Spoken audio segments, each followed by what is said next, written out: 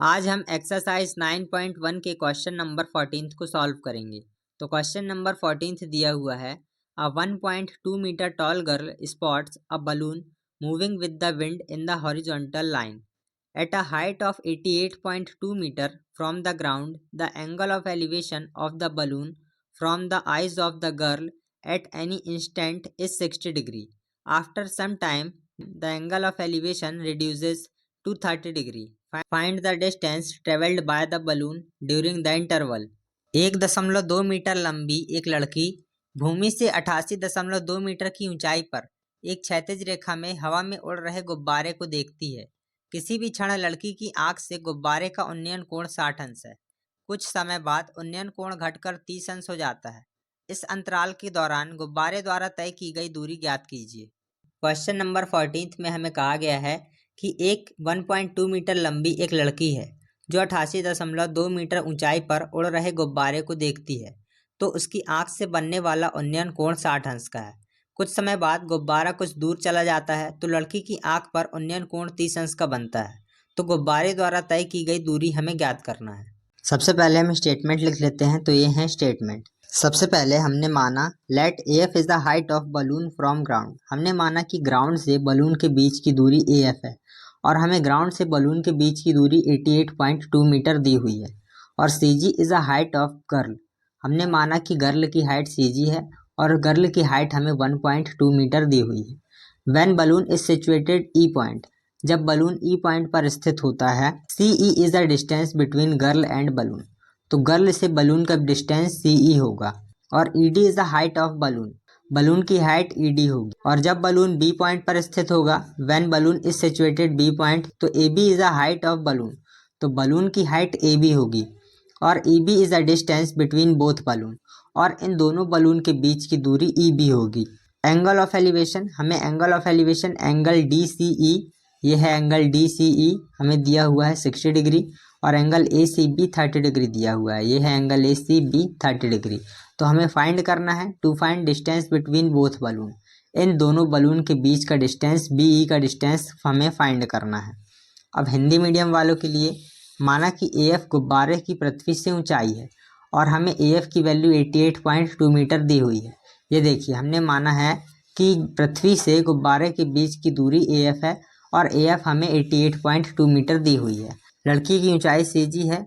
हमने माना कि लड़की की ऊंचाई CG है और लड़की की ऊंचाई हमें 1.2 मीटर दी हुई है। जब गुब्बारा E बिंदु पर स्थित होगा, जब गुब्बारा E बिंदु पर होगा तो लड़की तथा गुब्बारे के बीच की दूरी CE है। यह है लड़की और यह गुब्बारा, इन दोनों के बीच की दूरी CE है। तथा ED गुब्बारे की क्षैतिज रेखा से ऊंचाई होगी। यह है क्षैतिज रेखा और ED गुब्बारे की ऊंचाई है। और यहाँ पर जब गुब्बारा B बिंदु पर स्थित हो, तो जब गुब्बारा B बिंदु पर स्थित होगा तो AB गुब्बारे की ऊंचाई है क्षैतिज रेखा से। ये है B बिंदु और गुब्बारा जब B बिंदु पर स्थित होता है तो क्षैतिज रेखा से ऊंचाई उसकी AB है तथा दोनों गुब्बारों के बीच की दूरी EB है। इन दोनों गुब्बारों के बीच की दूरी EB है। और उन्नयन कोण एंगल DCE 60 डिग्री है, एंगल ACB 30 डिग्री है। यह है एंगल ACB 30 डिग्री और एंगल DCE 60 डिग्री।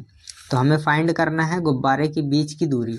हमें BE के बीच की दूरी, दोनों गुब्बारों के बीच की दूरी को हमें फाइंड करना है। यहाँ पर देखिए, दोनों एंगल BC लाइन पर बन रहे हैं, तो हम इन दोनों गुब्बारों के बीच की दूरी को भी हम BC लाइन से ही निकालेंगे। और हमें यहाँ पर देखिए हाइट दी हुई है ग्राउंड से, पृथ्वी से हमें हाइट दी हुई है। तो हम इस बलून की हाइट को इस हॉरिजॉन्टल लाइन से मेजर करेंगे। तो हम AF में से CG को माइनस कर देंगे। और देखिए, यहाँ पर CG लाइन BF लाइन के बराबर है, तो जो वैल्यू CG की होगी वही वैल्यू BF की होगी। अगर CG 1.2 मीटर है तो BF भी 1.2 मीटर होगा। तो हम क्या करेंगे कि AF में से BF को माइनस कर देंगे। तो जब हम AF में से BF को माइनस कर देंगे तो AB की वैल्यू आ जाएगी। फिर जब बलून की हाइट है वो हमें BC लाइन से मिल जाएगी। तो सबसे पहले हम AF में से BF को माइनस कर देंगे। यहाँ पर CG 1.2 मीटर है तो BF भी 1.2 मीटर हो जाएगा। हम AF में से BF को माइनस कर देंगे तो ये हो जाएगा AF माइनस BF। तो यहाँ से जब हम AF में से BF को माइनस करेंगे तो हमें AB की वैल्यू मिल जाएगी। तो ये हो जाएगा, AF की वैल्यू हमें दी हुई है 88.2, ये हो गया 88.2 माइनस CG की वैल्यू 1.2 है और CG बी एफ के बराबर है, तो बी एफ की वैल्यू भी हो जाएगी 1.2 इज इक्वल्स टू, अब देखिए 88.2 में हम 1.2 को माइनस कर देंगे तो ये हो जाएगा 0, 8 में से 1 जाएगा, यहाँ पर बचेगा 7 और यहाँ पर बचेगा 8। तो यहाँ से हमें ए बी की वैल्यू मिल गई 87, ये ए बी की वैल्यू आ गई 87। अब हम सबसे पहले ट्रायंगल ए सी बी को सॉल्व करेंगे। तो in triangle A C B,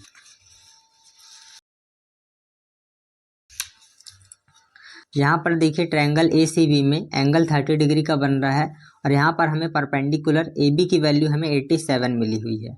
तो सबसे पहले हम बी सी की वैल्यू निकालेंगे, फिर हम ट्रायंगल डी सी ई लेकर चलेंगे तो सी ई की वैल्यू निकलेगी और फिर हम बी सी में से सी ई को माइनस कर देंगे तो इन दोनों गुब्बारों के बीच की दूरी निकलेगी। और यहाँ पर देखिए परपेंडिकुलर है और हमें बेस निकालना है, तो यहाँ पर हम टेन थीटा का फॉर्मूला लगाएंगे। तो in triangle A C B tan theta, ये हो जाएगा tan theta is equals to, यहाँ पर परपेंडिकुलर है ए बी और बेस है बी सी, तो ये हो जाएगा A B upon B C. और थीटा की जगह पर हमें 30 डिग्री दिया हुआ है तो यहाँ पर हम 30 डिग्री लिख लेंगे, ये हो जाएगा tan 30 degree is equals to, A B की वैल्यू हमें मिली हुई है 87 अपॉन बी सी की वैल्यू हमें नहीं मालूम। और हम जानते हैं कि टेन 30 डिग्री की वैल्यू होती है 1/√3 इज इक्वल्स टू 87 अपॉन, यहाँ पर बी सी है 87 अपॉन बी सी। अब देखिए जब हम इनका क्रॉस मल्टीप्लिकेशन करेंगे तो इस 1 का इंटू हो जाएगा बी सी के साथ और √3 का इंटू हो जाएगा 87 के साथ, ये हो जाएगा बी सी के जब हम 1 से इंटू करेंगे तो ये हो जाएगा B C is equals to 87/√3। तो यहाँ से हमें बी सी की वैल्यू मिल गई 87/√3, इसे हमने मान लिया इक्वेशन नंबर 1। अब हम ट्रायंगल डी सी ई को लेकर चलेंगे। तो इन ट्रायंगल डी सी ई, देखिए यहाँ पर ए बी डी ई के बराबर है, तो जो हाइट ए बी की होगी वही हाइट डी ई की भी होगी।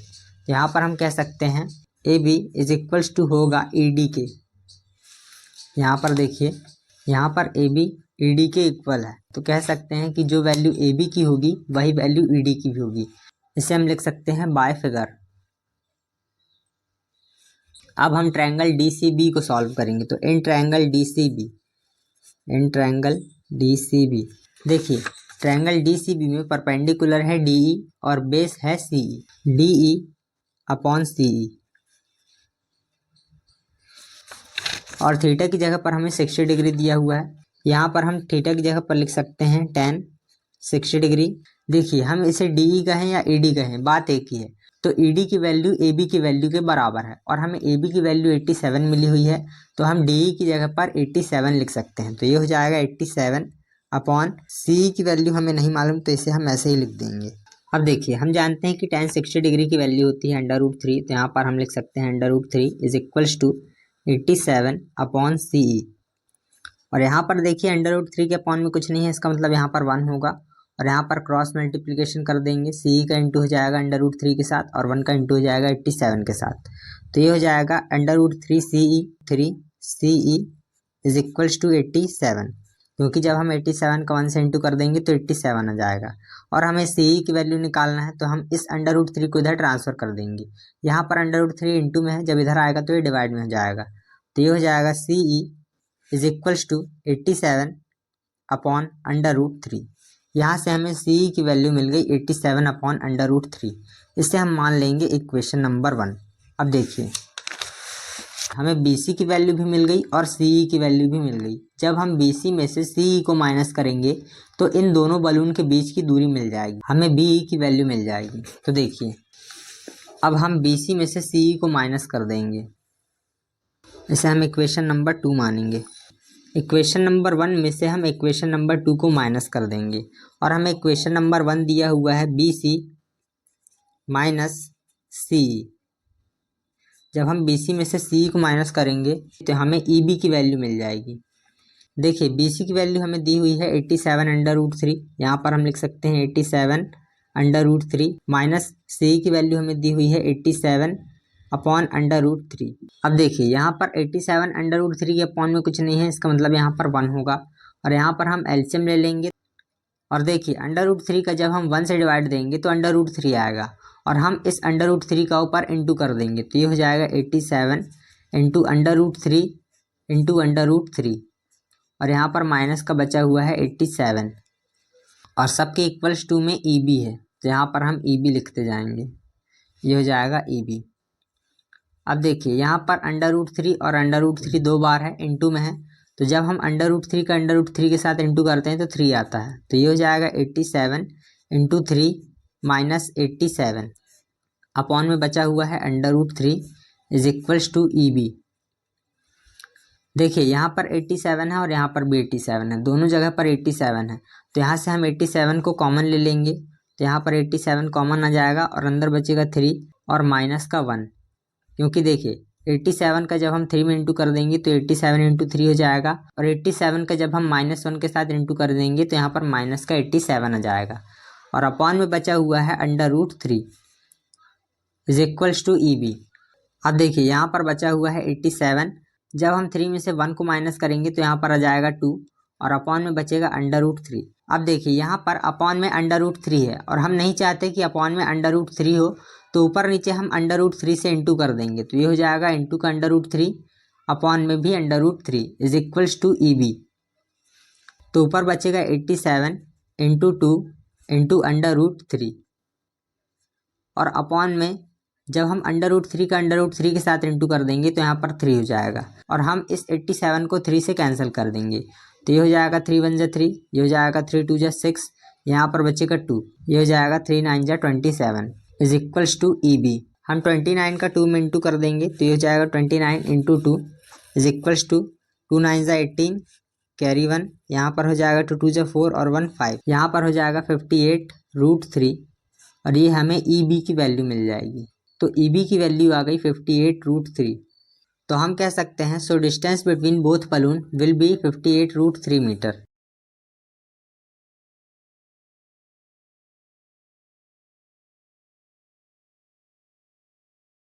अतः दोनों गुब्बारे के बीच की दूरी 58 × √3 मीटर होगी।